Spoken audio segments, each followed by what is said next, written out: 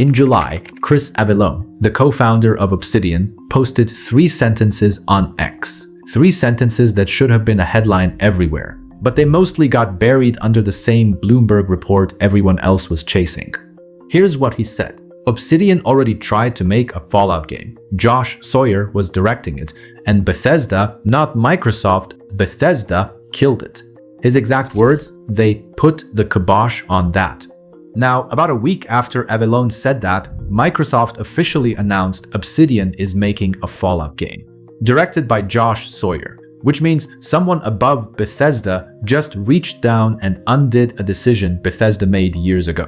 So let's talk about what Avellone actually revealed, why it lines up perfectly with what Bloomberg's Jason Schreier reported, the real power shift happening inside Xbox that nobody's naming, and why this game, if it's the same project, has already survived being killed once. Let's get into it. Facts first. Here's the exact quote from Avellone's post on July 8th. From what I heard, that was intended to be a Fallout game. But according to sources, Bethesda put the kibosh on that a while ago, so it had to change its direction/tone from Fallout to something similar to Fallout. Now I'm going to read between the lines here, because the word "that" in Avellone's post is doing a lot of work. He's responding to the Bloomberg report from Jason Schreier, the same report that confirmed Obsidian is now making a Fallout game with Josh Sawyer directing. And here's one significant detail. In Schreier's original Bloomberg piece, he describes what Sawyer was working on before this announcement. Quote, previously Sawyer had been directing a role-playing game that was similar structurally and thematically to Fallout, but was not part of the franchise.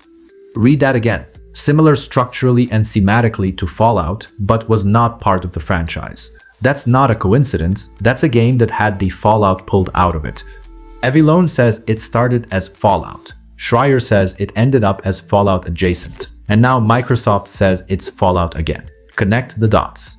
This project has been Fallout, then not Fallout, then Fallout again. And the only variable that changed was who had the final say. Now, let's clear up the history, because everybody's going to drag out the old stories this week. And some of them are true. You already know the famous one. New Vegas scored an 84 on Metacritic. The bonus kicked in at 85. Obsidian missed it by a single point. The internet turned it into a Bethesda villain origin story. Here's the thing. Chris Avellone himself has told people to stop repeating that one.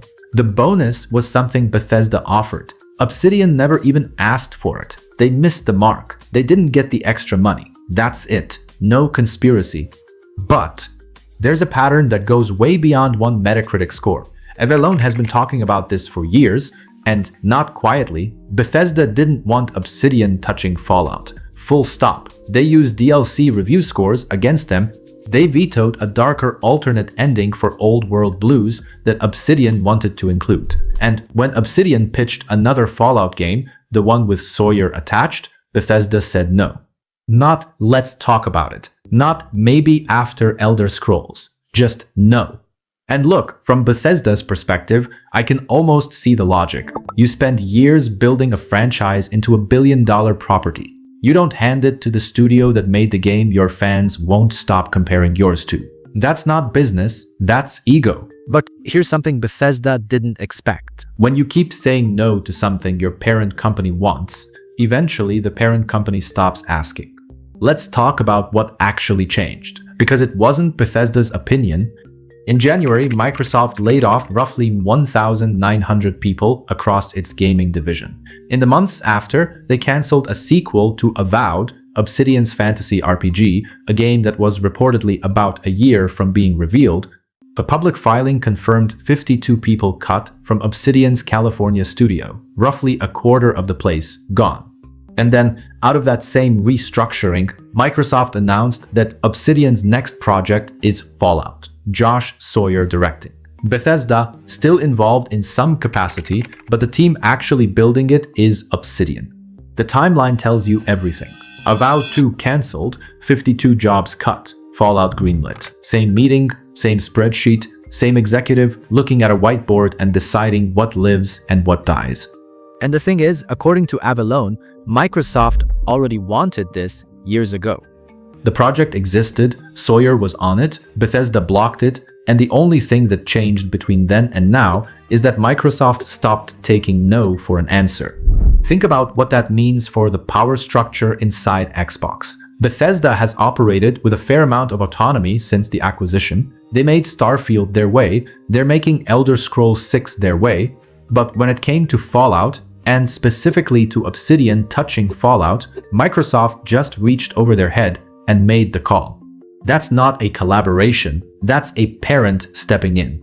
Everything I just described, the project revival, the Sawyer return, the poetic justice of Bethesda getting overruled, all of it got paid for in jobs. 52 people at Obsidian lost theirs. Avowed 2, a game a team had been building for years, got deleted from the roadmap so Fallout could take its place. And Chris Avellone, the guy whose post kicked off this entire story, he's not involved. He left Obsidian years ago, on bad terms with upper management, and he's publicly confirmed he has nothing to do with this project. The co-founder of the studio, one of the writers who defined what Fallout meant to this fanbase, watching from the outside while the thing he says he pitched gets greenlit without him. There's something genuinely strange about that. The dream outcome, Obsidian making Fallout again, Sawyer directing, actually happening, but the people who made it possible either lost their jobs or aren't in the room. Same story as always, just with a silver lining, bolted on the front this time. So what happens now? If Avallone's right, and this is the same project that got blocked years ago, then this game has already survived being killed once. It was Fallout, then it wasn't, and now it is again. That means Sawyer's design document, the factions, the setting, the central conflict, has been sitting in a drawer somewhere, waiting for the politics to clear. And if you know Sawyer's philosophy, you know what that probably looks like. Grounded world building, factions that push and pull against each other, choices that don't have a clean right answer, a world where siding with one group actually slams doors shut on others. Not a shooter with a dialogue wheel, not a theme park ride with waypoints pointing at the fun. The thing New Vegas did that nobody's given us since. Now, temper expectations, and I mean that. This game is years out. Bethesda's still stuck on Elder Scrolls, Fallout 5 is barely a rumor. And Obsidian's Fallout is in the very early stages. Nothing's officially announced beyond the direction. It could shift, it could change, it could get cancelled again if the corporate math stops working. But for the first time in a really long time, the thing we've all been asking for, let the people who made New Vegas make Fallout again, is actually happening. Not because Bethesda had a change of heart, because someone above them made the call they wouldn't. So here's what I want from you. 2 questions. First, if Avallone's right and this project already got killed once by Bethesda, does knowing that make you more or less confident in what comes next? And second, after the week Microsoft just had, the layoffs, the cancellations, the flagship-only strategy, do you actually trust them not to fumble this? Drop it in the comments. Until next time, watch what they do.